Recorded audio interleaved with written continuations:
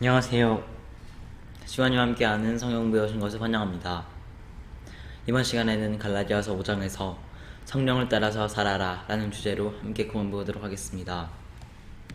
먼저 구조를 살펴보겠습니다. 첫 번째는 1절부터 6절에서 율법이 아닌 성령으로 라고 말합니다. 두 번째는 7절부터 12절에서 복음 진리에 머무르라 라고 하면서 갈라디아 교인들을 선동했던 성동자들을 비판하고 있습니다. 세 번째는 사랑으로 종론을 사는 삶에 대해서 강조하고, 네 번째로는 성령이냐 육체냐를 주제로 16절부터 16절에서 말하고 있습니다. 첫 번째로 율법이 아닌 성령으로 사는 삶에 대해서 보겠습니다. 이 부분에서는 갈라디아 성도들을 경고하고 있는데, 바울이 갈라디아에서 말하고자 하는 것을 가장 핵심적으로 말한다고 해도 무방합니다. 특히 이 부분에서는 할례에 대해서 언급하면서 엄중하고 구체적인 경고를 내리고 있습니다. 1절부터 4절에서는 먼저 할례를 의의 길로 착각하는 이들에게 경고합니다. 할례는 그리스도에게서 단절된다는 것입니다. 앞선 4장에서 말한 것처럼 그리스도는 우리를 율법으로부터 세상의 악하고 천박한 초등학문으로부터 해방하셨습니다. 즉 우리를 자유롭게 하셨습니다. 그렇다면 5장 1절에서 말했듯이 다시 종의 멍에를 내는 것은 자유에서 반대로 행하는 것입니다. 즉 이것은 그리스도의 죽음과 부활을 부정하는 것과 똑같은 행위입니다. 이렇게 종의 멍에를 매지 말라는 경고는 할례에 관해 이어집니다. 그리고 이 할례는 율법 안에서 의롭다함을 얻는 것으로 묘사됩니다. 여기서 중요한 것은 3절에서 의무를 가졌다라고 한 것처럼 중요한 것은 갈라디아 성도들은 율법에 집중만 할 뿐 지키지 않는다는 것입니다.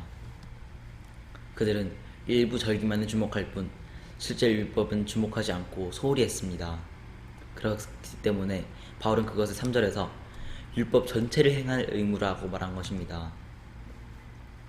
그리스도는 율법과 다르게 우리를 자유롭게 하셨습니다. 그런데 우리가 할례 등의 율법을 받아들인다면 다시 종의 명을 매는 것이고, 그리스도는 우리에게 아무런 도움을 주지 못하고 아무런 유익이 없는 것입니다. 그래서 여기서 율법으로 돌아가려는 갈라디아인들에게 율법 자체를 행할 의무가 있다라고 강조하는 것입니다. 하지만 할례를 받으면 율법 언약에 속하고 따라서 율법을 온전히 지켜야 합니다. 하지만 율법을 온전히 지킬 수 있는 사람은 없기 때문에 모든 그런 사람들은 저주 아래에 떨어진다는 것입니다. 이는 예수님께서 유대 종교 지도자들을 비판하시던 것과 매우 유사한 것입니다. 이처럼 갈라디아 성도들과 선동자들은 절기와 같은 중요치 않은 것에만 집중하고 핵심적인 것들은 무시했습니다. 4절은 율법 안에서 의롭다 하심을 얻으려 하는 자들을 향한 경고입니다. 이러한 시도를 보면서 바울은 굉장히 답답했을 것입니다. 율법 안에서 살겠다는 것, 율법을 완전히 지키며 살겠다는 것은 율법의 멍에를 다시 매는 것과 같은 것입니다. 그런데 이것은 아까도 말했듯이 그리스도를 부정하는 것이기 때문에 얼마나 우스운 행동이겠습니까? 그런 의미에서 율법 안에서 의롭게 되려는 자들은 성령의 은혜를 내팽개치는 것이었습니다. 그러면서 바울은 2장 21절에 나오는 바울의 모습과는 굉장히 대비되는 모습이었던 것입니다.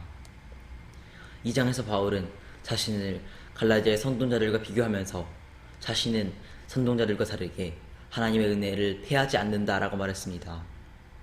그런 맥락에서 우리 이 본문에 적용시켜보자면 오늘 본문에 나왔던 사람들은 다시 종의 멍에를 매면서 그리스도를 부정했지만 바울은 전혀 그렇지 않는다는 것입니다. 바울이 이렇게 갈라디아 교인들을 강하게 질책하는 데에는 큰 이유가 있었습니다. 갈라디아 교인들이 건강한 믿음을 유지하며 할례만 추구하는 것이 아니라 오히려 그들의 삶에서 더욱 큰 믿음의 퇴보가 있었던 것입니다. 그들의 건강한 믿음의 삶 위에 할례라는 그런 율법의 행위만 더해졌더라면 아무런 문제가 없었을 것입니다. 하지만 그들은 오히려 할례라는 율법의 행위만을 강조했을 뿐 건강한 믿음의 삶은 아예 없애버렸던 것입니다. 그들은 할례나 절기 규정과 같은 허무한 조항들에만 집착하며 성령으로 사는 삶은 살지 않았던 것입니다. 할례나 절기 같은 행위에 있는 교리적인 문제가 아니라 이 문제로 인해 성령이 함께하는 삶을 포기하는 상황, 그것이 바로 바울이 염려하는 삶이었던 것입니다.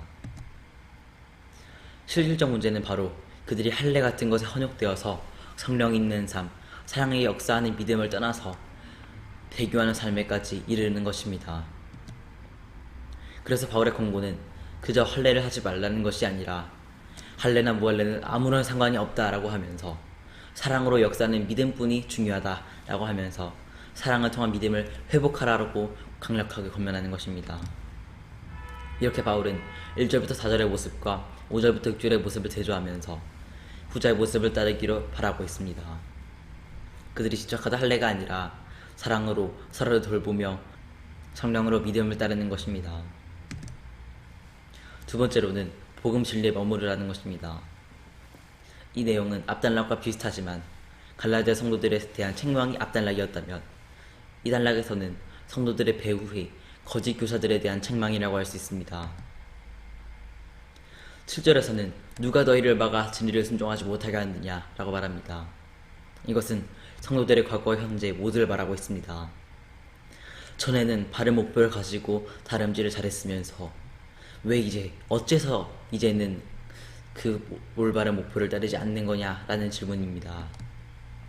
그래서 이어지는 8, 9절에서는 갈라디아 성도들을 방해해왔던 성도장들에 대해서 설명합니다. 바울은 선동자들의 가르침을 권면이라고 하고 있습니다. 이는 그들의 설명에 나름의 신빙성이 있었다는 것이고 설득력이 있었다는 것입니다. 그러나 중요한 것은 그들의 가르침이 하나님에 대해서 난 것이 아니라는 것입니다. 그러므로 그들의 메시지가 설득력이 있다 하더라도 이것은 복음의 능력이 아니라 하나님의 생명과 무관한 육신적이고 인간적인 수준에 불과한, 즉 이 세상의 천박한 초등학문에 불과한 것이었습니다. 고린도서에서 바울은 8, 9절과 동일한 누룩 비유를 사용하고 있습니다. 그래서 바울은 악하고 묵은 누룩을 버리고 순전과 진실함으로 떡으로 하자라고 말합니다. 갈라디아서에서도 마찬가지입니다. 누룩과 같은 선동자들을 내치고 올바른 복음의 진리에 거하라는 것입니다. 10절에서는 갈라디아 성도들과 선동자들 사이의 거리를 바울이 분명하게 벌리려고 하고 있습니다. 또 한편으로는 갈라디아 성도들을 향해서 신뢰를 보이면서 그들의 마음을 움직이고 있고, 다른 한편으로는 선동자들을 향해서 저주를 퍼붓고 있습니다. 이 대목에서 바울은 희망을 버리지 않습니다.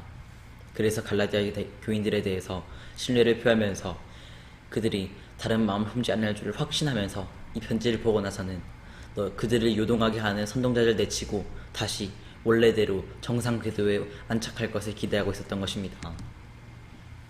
그러나 그들을 요동케 하는 갈라디아의 선동자들 같은 경우는 반드시 하나님의 심판을 받을 것입니다. 갈라디아 성도들은 헛된 가르침에 속아서 위의 소망이라는 목표에서 떨어질 위험에 처했지만, 선동자들은 성도들을 현혹하면서 잘못된 가르침으로 인해서 하나님의 심판을 받는 것입니다. 그러면서 바울은 할례에 대해서 선동자들과 자신을 비교하고 있습니다. 바울은 지금까지 박해를 받으면서 복음을 전하는데, 왜냐하면 그가 할례를 전하지 않았기 때문이라고 합니다. 지금까지라는 말이, 지금까지 바울은 고난을 견디면서 할례를 전하지 않으면서도 복음 진리 전하기를 포기하지 않았다는 말을 하고 있습니다.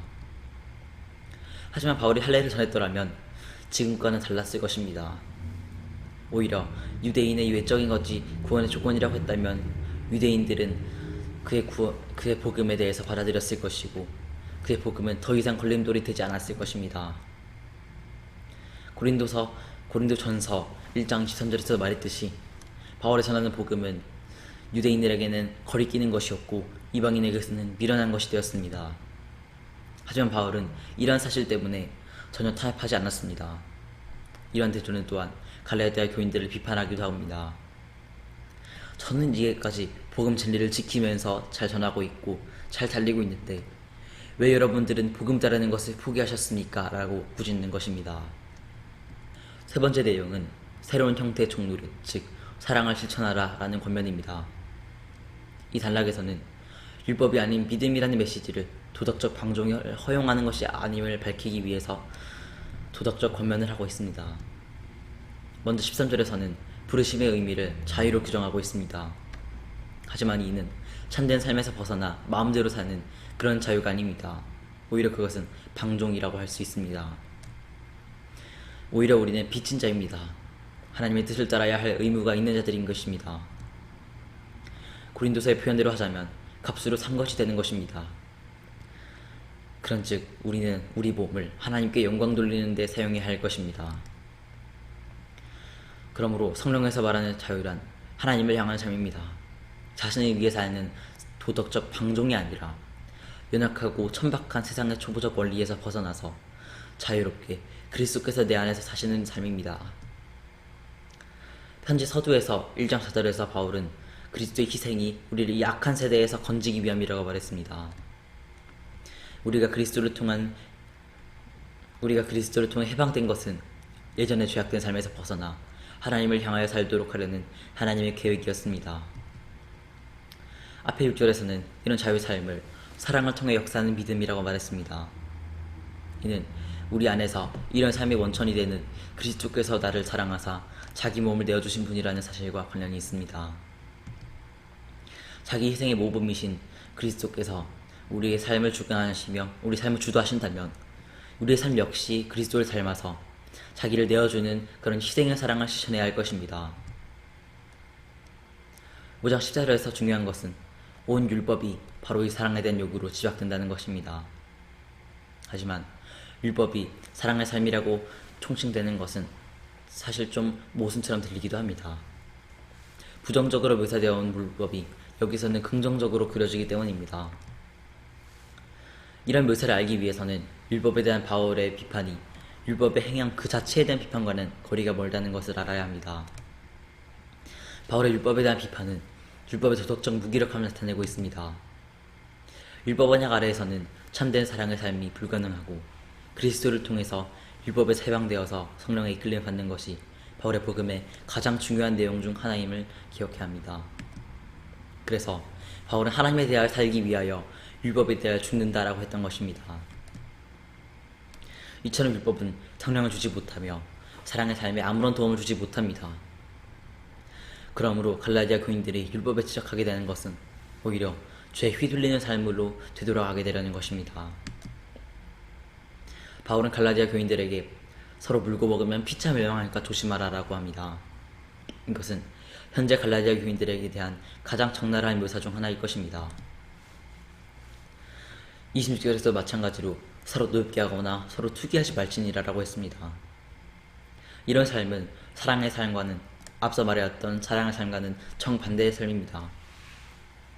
이런 권면이 주어진다는 것은 바울이 우려했던 것이 실제로 이루어졌다는 것을 말합니다. 바울은 율법의 행위 자체를 지키는 것을 가지고 비판하지 않았습니다. 그는 할례나 절기 등에 비롯한 무가치한 율법의 행위에만 사로잡혀서 정작 중요한 복음의 진리를 잃어버리는 것을 비판했던 것입니다. 이것은 영생이 아닌 파멸로 가는 지름길이라는 것을 경고하는 것입니다. 네 번째로는 성령이나 육체냐라는 논증에 대해서 배우겠습니다. 이 단락에서는 율법의 행위로 돌아감으로써 그리스도의 성령이 준 자유를 포기해서는 안 된다는 것을 말합니다. 갈라디아 교인들은 그것이 훨씬 나은 것이고 가장 좋은 가치인 것으로 알았지만 도리어 그것은 성령에서 멀어지며 의의 소망에서는 더욱더 떨어지는 것이었고 결과적으로는 육체의 통치에 종속되는 것이었습니다. 그러므로 바울은 이 단락에서 성령이나 육체냐라는 논증을 통해서 설명합니다. 첫 번째로는 성령과 육체의 대립에 대해서 살펴보겠습니다. 16절에서 바울은 상반된 두 삶을 제도했습니다. 성령을 따라 행하거나 육체의 욕심을 따르는 그런 삶이었습니다. 성령을 따라 사는 것이 효과적인 해결책이 되는 것은 성령과 육체가 인간의 삶을 지배하기 위해서 전투를 벌이고 있기 때문입니다. 육체의 소욕은 성령을 거스르고 성령은 육체를 거스르나니 이 둘은 서로 대적함으로 너희가 원하는 것을 하지 않는다라고 말했습니다. 즉 성령은 육체의 삶과 대적하는 관계에 있다는 것입니다. 그러므로 우리는 항상 성령의 삶에 있어야 한다는 것이고 항상 성령의 편에 서 있어야 한다는 것입니다. 그러므로 우리는 이렇게 선택할 수 있던 것입니다. 성령의 편에 서느냐 아니면 대적하느냐, 우리는 둘 중 하나만을 선택할 수 있는 것입니다. 고린도전서에서는 이렇게 말하고 있는 것입니다. 우리는 값으로 산 것이 되었으니 그런즉 너희 몸으로 하나님께 영광을 돌리라는 것입니다. 우리는 아까 말했던 성령의 편에 서거나 아니면 대적하느냐, 이 둘 중 하나를 선택할 자유가 있었습니다. 하지만 우리는 그리스도의 피로 값으로 산자되었기 때문에 이렇게 말하고 있는 것입니다. 그리스도의 희생을 헛되게 하겠느냐라는 것입니다. 이것을 갈라디아 교인들에게 적용시킨다면 율법이 아닌 성령에 거하라 라는 말이 되는 것입니다. 두 번째로는 육체적 행위입니다. 육체 행위는 분명한 것입니다. 즉 갈라디아 교인들은 누구든지 무엇인지 알고 있었고 어떤 것이 옳지 않은 것임을 알고 있었습니다. 이렇게 육체의 일이라고 표하는 표현 중에서도 바울의 의도를 알 수 있습니다. 육체의 일, 즉 육체의 행위는 곧바로 율법의 행위들로 직결되고 있는 것입니다. 이런 연관을 두고 생각한다면 이렇습니다. 율법 아래 있는 삶은 육체의 욕심을 이루는 것을 말합니다. 이것은 다시 성령이나 육체냐라는 질문으로 되돌아가게 됩니다. 세 번째로는 성령의 열매에 대해서 보겠습니다. 앞에서 나왔던 16절에서 바울은 육체의 욕심을 이기는 방법은 성령을 따라 행하는 것이라고 했습니다. 앞 단락의 내용이 육체를 따르는 결과였다면 이 단락은 성령을 따라 행하는 결과에 대해서 말하는 것입니다. 즉 성령의 열매가 바로 성령을 따라 행하는 결과였던 것입니다. 또 중요한 것은 성령을 따라 살아가라는 명령에 말해주듯 열매 맺는 것은 성령을 따라 사는 노력이 필요하다는 것입니다. 바울은 23절에서 이 같은 법을 금지할 것이 없다고 말합니다. 중요한 것은 이것입니다. 율법 아래에서의 삶은 무기력하지만 그 요구하는 삶의 내용은 성령의 열매를 맺는 삶과 별반 다르지 않다는 것입니다. 사랑이 온 율법의 완성인 것처럼 성령의 열매 또한 율법의 행위 자체와는 다르지 않다는 것입니다. 우리에게 필요한 삶의 능력은 인간적 삶에서 그리스도의 죽음과 부활을 통해 주어진 하나님의 능력입니다. 율법의 행위를 구상할 수는 있지만 그것을 하게 하도록 하는 힘은 성령의 에너지입니다. 그래서 바울은 성령을 상황 해법으로 제시하고 있는 것입니다.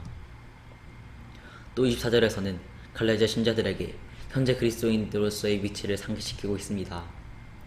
그리스도인들은 십자가에 육체를 못 박은 사람들입니다. 그리스도의 죽음은 죄가 가득한 육신을 멸함으로 죄의 세력을 무력화시켰습니다. 그러므로 그리스도인들은 이 사건을 통해서 자신의 육체 또한 그리스도 합하여 십자가에 못 박혔습니다. 하지만 지금 갈라디아 신자들은 전혀 그렇지 않았습니다. 항상 율법에 대하여 죽는 바울과는 정반대의 모습을 보였던 것입니다. 그들은 안타깝게도 다시 율법의 육체적 가치에 대한 것에 가까워지고 있었습니다.